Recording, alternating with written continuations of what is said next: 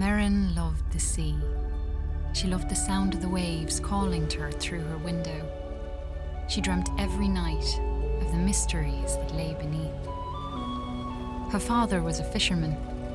Each day he went out to sea, and each night Merrin waited at the rocky cliff edge, holding up a candle to guide him safely home. The two of them were poor.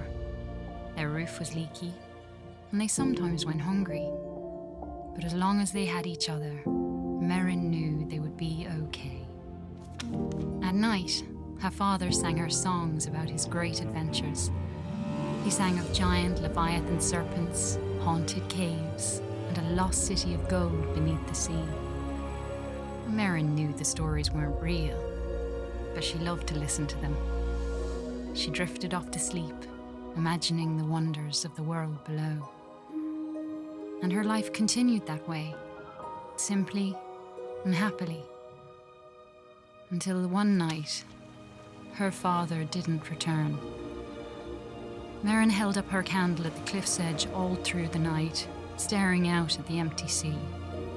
She shivered in the cold wind as she watched for him all the next day. Her eyes welled with tears as night fell again and there was still no sign of her father. At last, she collapsed into sleep. In her dreams, she saw him, trapped deep beneath the sea, calling to her for help. She awoke with a jolt. A desperate and dangerous plan was already forming in her head.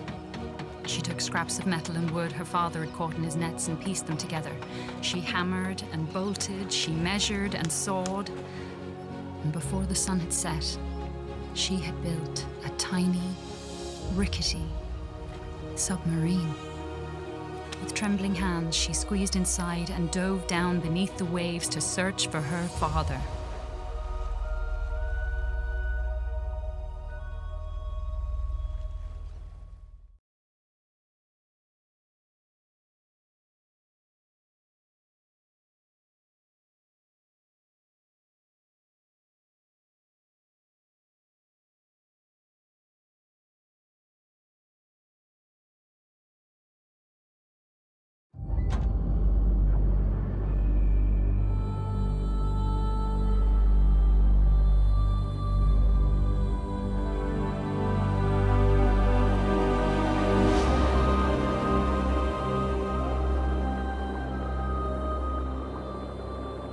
Beneath the waves shimmered with mystery.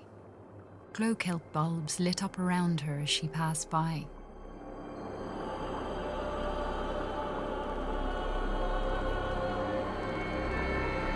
Erin spotted some odd-looking old coins. Maybe her father would know where they were from.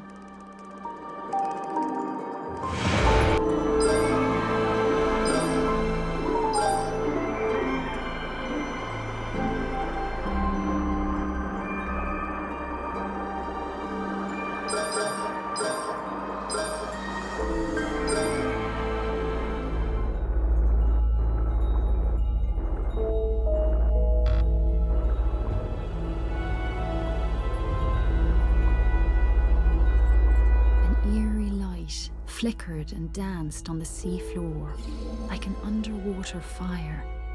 Her father once told her about a mysterious, living energy called Tyne. Could that have been a Tyne wellspring?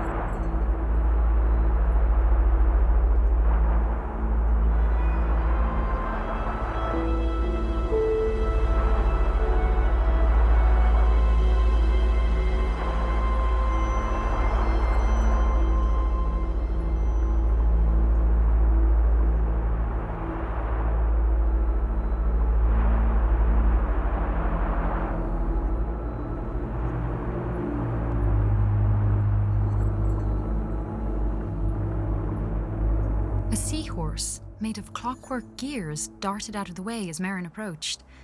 She wondered who could have built such a curious creature.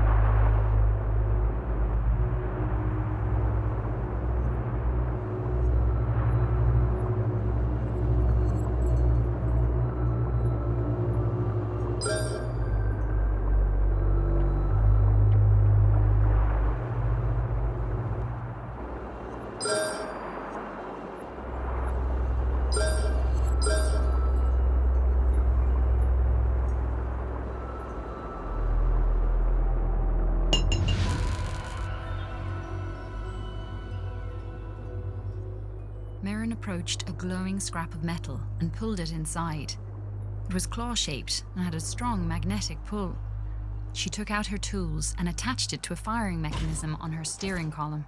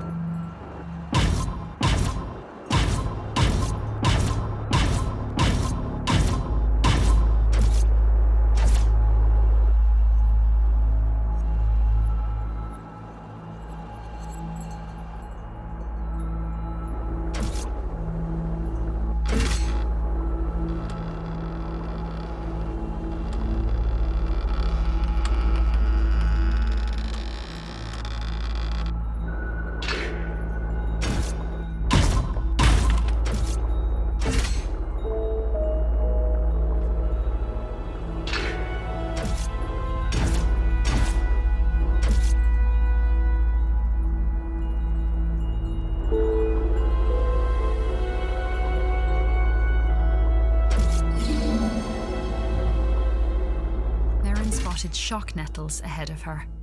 She had to be cautious, as the hostile creatures would attack her on sight.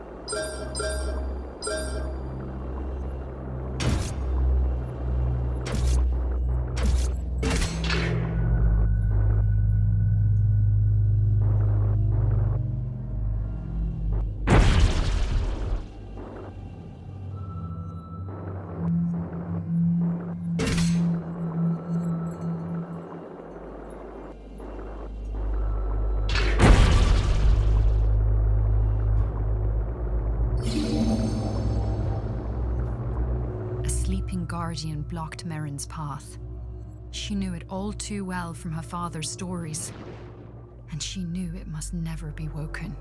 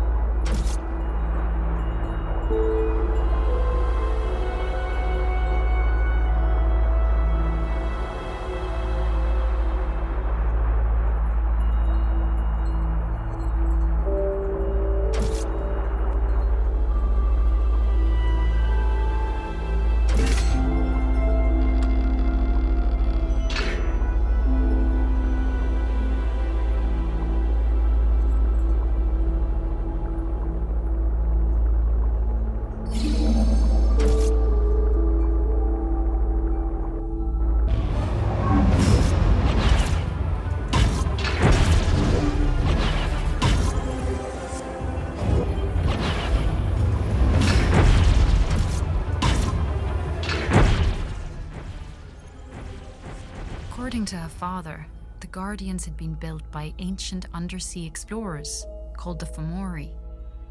Merrin always thought the Fomori were a myth. Now she wondered if her father's other stories might be true.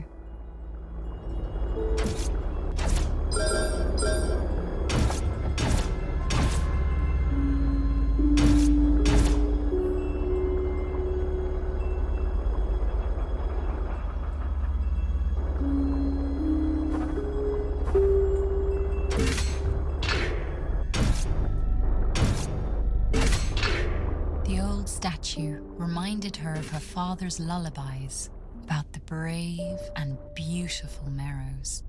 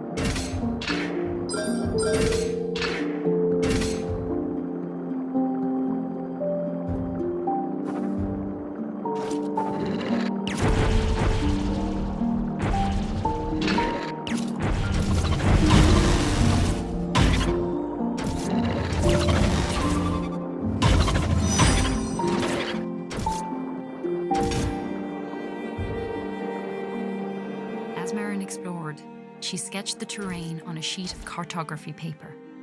Her father had taught her that those who make maps are never lost.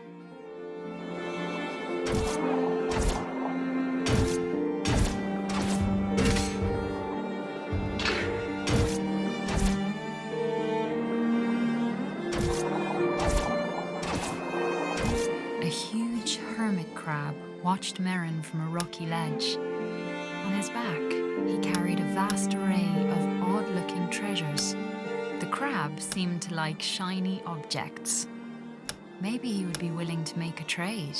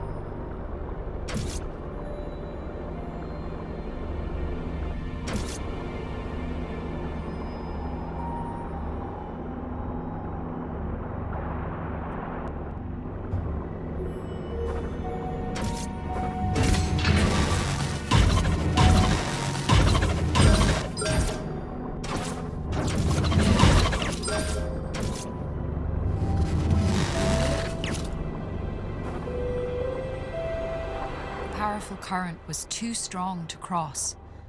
Merrin's submarine would need greater thrust before it could go back.